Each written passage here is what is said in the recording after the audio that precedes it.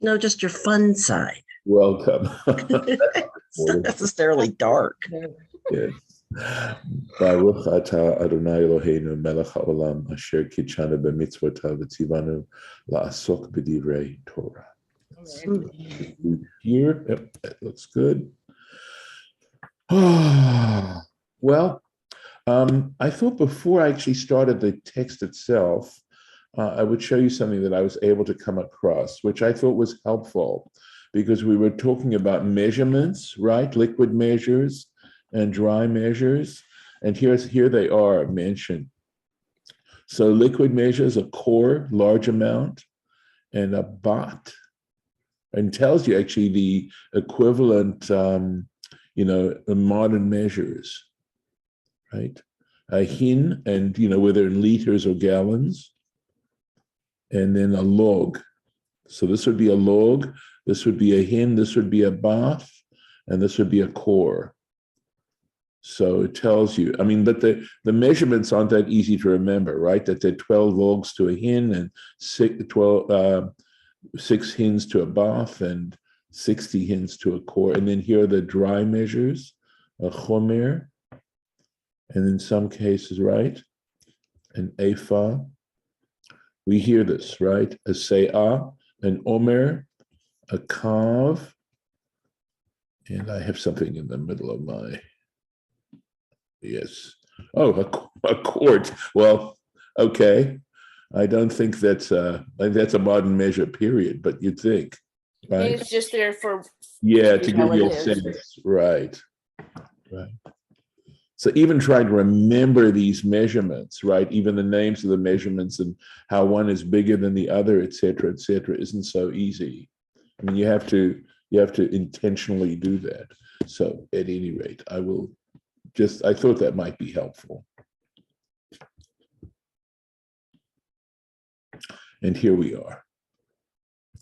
So we are involved here in the bringing of the various, the decision to bring the various parts of the components of the raw materials for the construction of the tabernacle. That we divide this up so carefully, we deconstruct this so carefully. And I think, of course, the attempt is to make it as real, quote, quote, as possible. So here we go. So we were reading about how the princes had brought the onyx stones and the stones for the choshen, to fill the choshen. And going on now, ve'et habosim, the spices, ve'et hashamin, and the oil, lamaor, for lighting. In other words, u'leshemen hamishcha, and the oil for anointing, ve'liktoret hasamim, and for the incense, the spices for the incense. I'll just give you a quick grammatical point here. It's not a big one, but we just came across, right? You see the word hashamen, right? And you notice the little wishbone underneath. So that little wishbone, for those of you who don't know about the Ta'amei Mikra, for the little cantillation marks for chanting the Torah, this is the midpoint of the sentence. And so normally the word is shemen, as you see here, it means oil. Shaman is called pausal form because this is the major pause in the sentence. And this is a sof pasuk right here. This tells you the end of the sentence. So this, of course, is not in a Sefer Torah. If you were taking a Torah out of the Ark and looking at it, you would not see print that looked like this. For one, there's a special print that's used in the Sefer Torah, nor would you see any of these little cantillation marks. So that if you want to read from the Torah accurately, chant from it accurately, you have to memorize the cantillation. But the way the sentences, of course, the way the sentences are divided up, the punctuation, essentially, this is also punctuation. So this is a secondary pausal, but it doesn't have the value of this particular pausal mark. Yeah, go ahead. So I may have been distracted yesterday because that has been happening even more since I moved, but I don't remember doing the text in Rashi's for 26 and 27? So I will remind you the one that we talked about. Rashi asked, why did the princes wait for such a long time? Why did they bring it at the end of the gifting here? And yet when it came to dedicate the tabernacle, they were the first to bring gifts for the dedication of the tabernacle. Rashi discussed that. And you did the memory. the one about the women spinning on the back of That was the another goats? one of it. That was in this. Okay, yeah, so I was That was distracted. 26. Okay, Yeah. sorry about the interruption. That's all right. Okay. So at any rate, we're going on here. There isn't any Rashi on this until verse 30. So we're just going to keep going. Unless somebody has a question, let me know. Kol ish ve'isha, each and every man, asher nadav libam otam, whose hearts prompted them, lahavi, to bring, lachol hamelacha, for any of the work to be done, right, in constructing the tabernacle. Asher tziva Hashem la'asot b'yad Moshe, which the Lord had commanded to perform through Moses. Heviu b'nei Israel, the children of Israel brought nedava l'Hashem. So in this case, I think we would translate it as a free will offering to the Lord. They were commanded to construct the tabernacle, but as to how they were going to do it in terms of who was going to donate the various raw materials, etc., that was up to them, completely free for them to decide.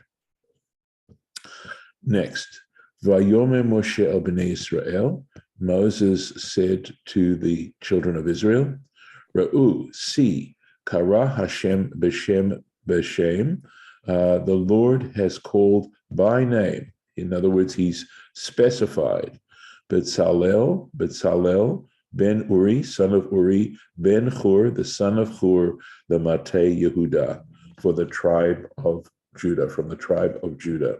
And of course, we had read this in Parsha Ki Tisa. So again, we're now there. God had told Moses to select Betzalel, and here Moses is telling the Israelites that Betzalel has been selected. And Rashi has an interesting little factoid here. So son of Hur. Hur has been mentioned before, but now we are told that, in fact, B'nah shel Miriam haya, that Hur was the son of Miriam. Just a little thing to tuck away in terms of if you have to play Trivial Pursuit and that question comes up. I was just reading, and Kitisa, there's a midrash that Hur was killed by the people because he tried to stop them from building the golden calf. Correct. He and Aaron both and when the story goes that the reason why Aaron relented and built the golden calf, right, because that's a huge piece of irony, right, is that he saw how the people had killed Hur. And he felt that since he had been selected to be the high priest, that if they killed him, they would have killed a high priest, which would be even worse. And that's why he went. And he was probably scared too. Well, that's something you can decide for yourself. I'm just telling you the tradition. If he saw murder, the crowd was not only angry and scared, but murderous. So nothing is mentioned in the text, okay, that he was scared. There's nothing in the tradition that I'm aware of. There's nothing that we see about that. So I tend to take those things at face value. I realize, obviously, you could argue that he was frightened, but this is. I thought it was a stall tactic. It was, because he told them to remove the rings and the earrings from their wives. He tried to stop them. But we're still left with the question of why in the world did he agree to this? And if we find out that actually his ally Hur had just been murdered, I think it helps me understand why Aaron would agree to build the golden calf. Okay, and I'm saying that's fine. That's not in the text, and it's not in any of the interpretations that I've seen, in the traditional interpretations. And the traditional, because that's a very simple explanation to give, and yet nothing is mentioned about it. On the other hand, I think it tries to, if he had simply been scared, then was he in fact worthy to be the high priest? And there's also traditions, and I'm glad in a way you're raising this, because I suspect this is a question that, and a suspicion that many people might have, that the job of the high priest was actually a very dangerous job. And in fact, we know that I have read that the reason why Aaron's sons, Nadav and Avihu, were killed had to do with the fact that he had created the golden calf. But we might well ask a more difficult question, which is, if Aaron was the one who was responsible for building the golden calf on behalf of the people, why was he still high priest? Why wasn't that taken away from him? Right. I mean, it was the biggest act of betrayal on the part of the Jewish people that ever could happen historically. So why was he still high priest? If he simply was scared. I mean, being frightened. But how could he not have been a leadership scared? quality.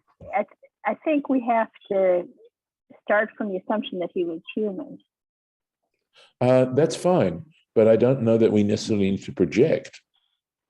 There are people who have courage, who have a sense of courage, and even, very often we have mixed feelings as to why we make any decision, that there's more than one simple reason. But I think that the reason why the tradition is telling us this is, in some ways, it's saying, all right, that he was a thoughtful person. I mean, when his children are killed, when Nadav and Avihu are killed, he doesn't fulfill an entire issue, one of the commandments involved in the dedication of the priesthood. And Moses is angry with him. And it says, Vayidom Aharon, that Aaron was silent. And basically what he says to Moses, what he does say to Moses after Moses gets angry with him, is he says, look at what's happened to me today. Would you really expect me to do this? So he does actually, there's this wonderful, it's in ParshaStudy, where Aaron responds to Moses, and Moses is satisfied with Aaron's answer. But I don't always like to make assumptions about people's feelings unless I know it for a fact. You have to be careful. You can have your suspicions based on our own experiences, but you know how you feel when people tell you what you're thinking. And it isn't necessarily what you're thinking. So while I understand, of course, why, the fact that Aaron saw that Hur was killed, okay, that we might say, well, he was afraid they'd take his own life. That is not a great leadership quality. You have to have some courage to be a leader, because you get so many criticisms and so much, brickbats hurled at you. So I appreciate where you're coming from totally, but I'm just saying, I think we have to be careful. At least this is where I'm coming from, and we can just agree to differ. Just Rabbi. Yeah.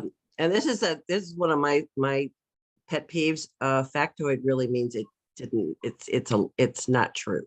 Oh, I didn't know that. So I know everybody thinks it's a little fact, but it's really the opposite of that. Okay. Well, thank you for. So I've just told the entire world that. Okay. Okay. Well, if the entire world listens to this little, there you go. They'll know. But okay. I'll try and of course now I have to try and remember that. Yeah, and it's hard not to use that. But so should I say factual? I don't know. Lauren would probably have a better word for that. I don't know. Yes. All right. Just a tidbit, know. There we go. Yeah. Okay. Well, but thank you. I will try and remember that. Okay. Vayimale oto, right? So Moses is telling them about Bezalel. There's another little piece that's coming up that is really beautiful. Vayimale oto, God has filled him, Ruach, with the spirit of Elohim, with a divine spirit, Bechokhmah, with wisdom, Bitfunah, with understanding, Uveda'at, and with knowledge. And as vaYak'hel malacha, and regarding all the work that needs to be done, all the labor that needs to be done, specific labors.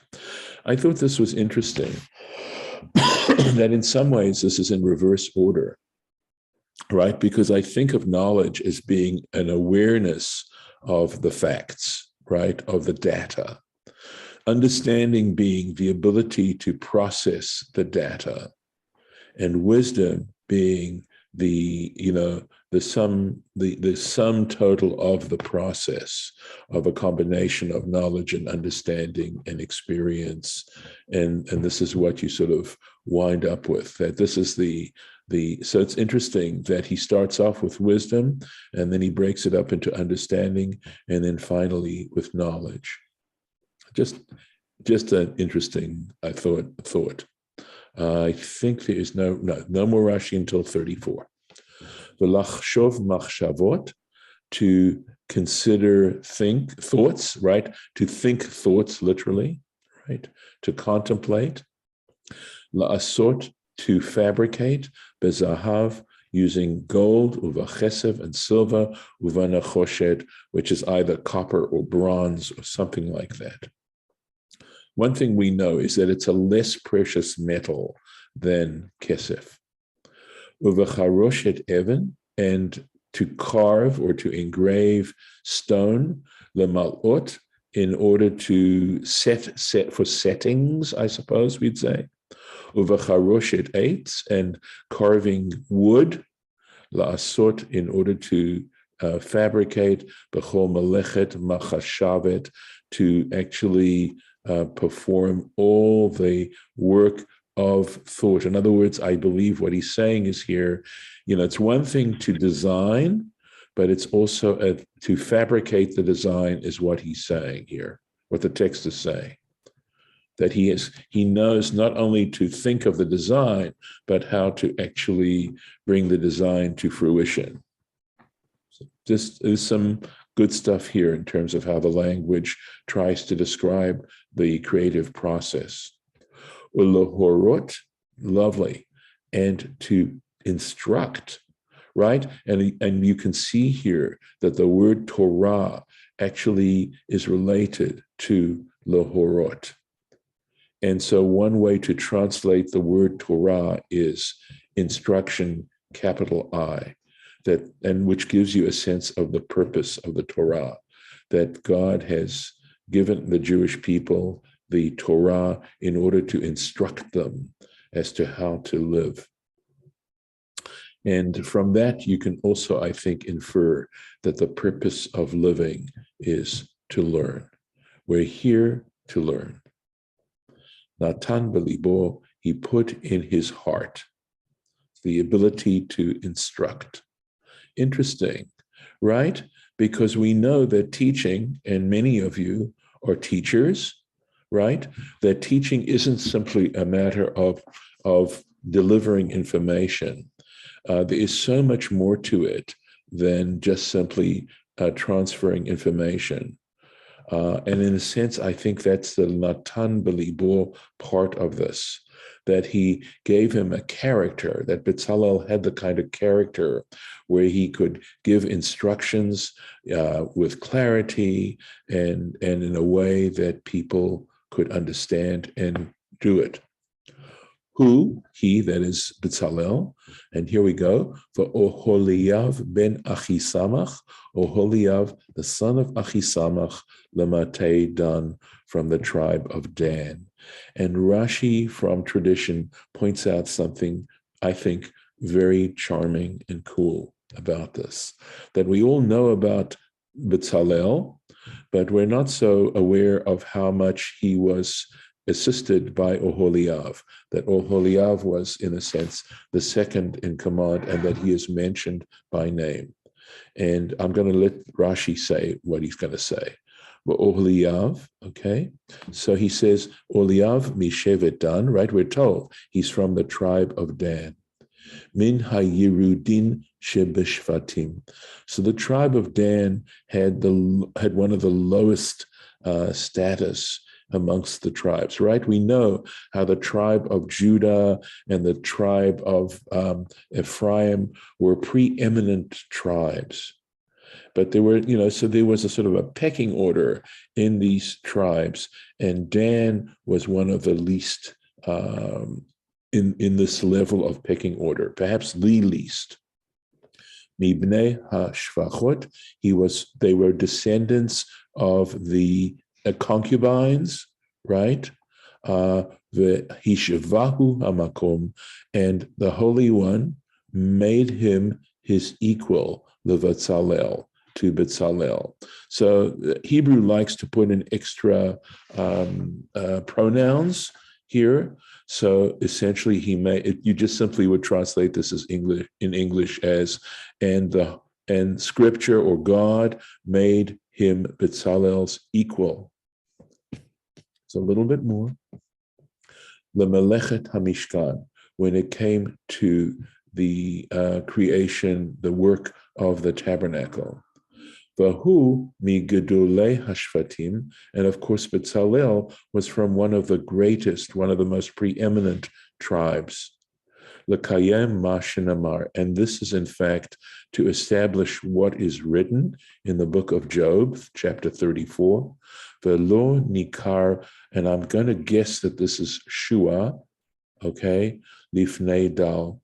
He doesn't, that is God, doesn't recognize the magnate, the wealthy person before the poor, that in God's eyes, they're equal. And so I think that the reason why the Torah gives these sorts of details is to give us life lessons in terms of modesty and humility and all in doing something so important. Sometimes we tend to, and I think rightly so, it's not that you don't want to honor the wealthy, but sometimes it's they alone get recognition and others do not because they simply aren't that wealthy. And we want to be careful about that kind of thing. It all has to do, I believe, with character. Going on. Just want to make sure I finished up to there. Yeah, we have another verse. Milei otam, he filled them, God filled them, chochmat lev, with wisdom of the heart. Okay, la'asot, to perform, kol melechet, all the work or service, charash, this would be engraving, carving, v'choshev, and skilled craft, right? Or designer, v'rokem, that would be, I believe, a weaver, or possibly rikma is actually embroidery, right? An embroidery. But chelet, there's a dot missing there, in the blue, uva argaman, and with the purple, betolat hasheni, the crimson yarns, uva shesh, and the fine linen, the oreg, and oreg would be, ariga is knitting. Or say, Shirabeth, please correct me if I'm mistranslating this here. I was going to guess that it's weaving, but I'm not sure. Yeah, Chabad puts weavers. Yeah, I know you'd think that, right? But isn't ariga in modern Hebrew knitting? But No, that's sriga with a samech. Sriga. Okay, so that's why I made the confusion. Thank you. I'm glad I asked you to correct me. Like srugim. Was this the knit a kippot? Exactly. Yes, srugot. Right. Yeah, kippot. Thank you. So oreg is weaving, and I'm going to put it. It means sriga actually could be knitting or crocheting. And for the other word, it says embroiderers. Where is that? You said embroidery, but it was rokaim. That's it. Rokaim. Embroiderer. Sorry. Yeah, rukma is embroidery. Rokaim is an embroiderer. Okay. So ariga, it's weaving. I just for some crazy reason. I just didn't remember, and I'm trying to get this to, hold on a second. Here, okay. Let's see if this will work. I'm trying to get, I want to write it in, and for some reason it's not letting me do it. I'm looking to see. Normally it'll allow me to do it, but for some reason it's not. All right, it'll allow me to type in the, oh, here it is. Sorry, I just found it.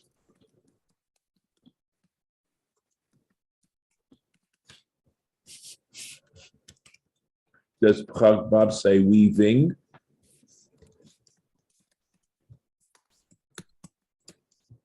So anyway, we'll leave it that way. Or say chol malacha. Now we're going to go back into the general statement, right? We had some specifics. The performance of any of the work or the service, the choshvei machshavot. I would call that designing, right? Something like that. Thinking thoughts. And now we go on. I believe this is the fourth iteration. That was the instructions to do it up here. And now we have the gathering of the raw materials. Remember, I told you we go over this and over this and over this again. So let's keep going a little bit more. Actually, why don't I pause here and allow you to, if any of you have any thoughts or comments, I'd be happy to take them. Sorry, I'm buzzing this along here. Okay, let's see if I can do this, just to put in the place where we are for tomorrow. Very good. Okay. So I'm going to stop the share and give you a chance to comment if you'd like.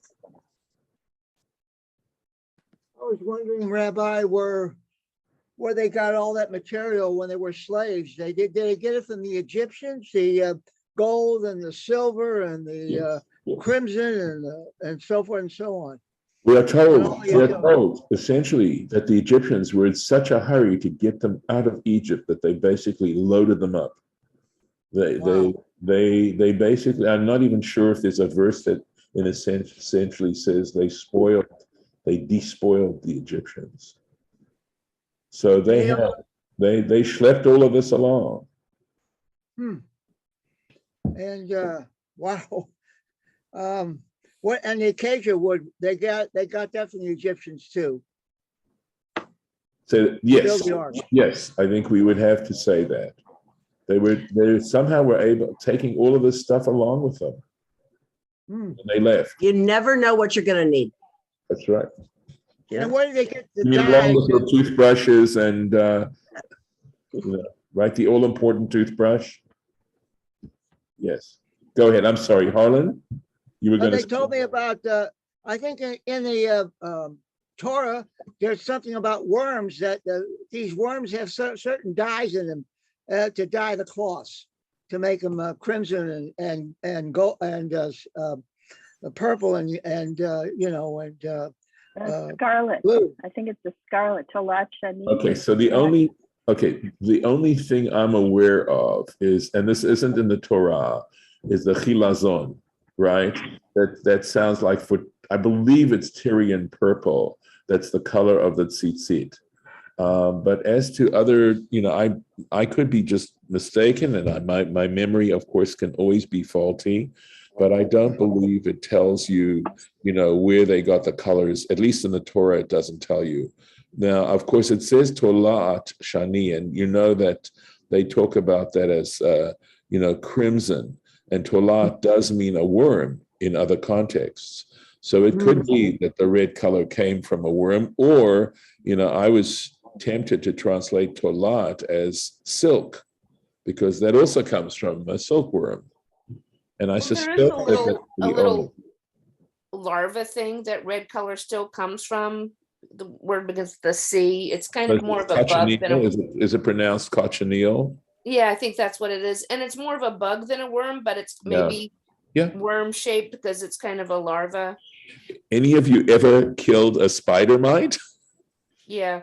Oh, Yeah, they're little I red things, did. yeah. Tiny little red things that give a big blotch on your paper when you smack them. Right. Yes. Okay, I'm going to stop the recording at this point and look forward to hopefully that people will be interested in further exploration of these passages.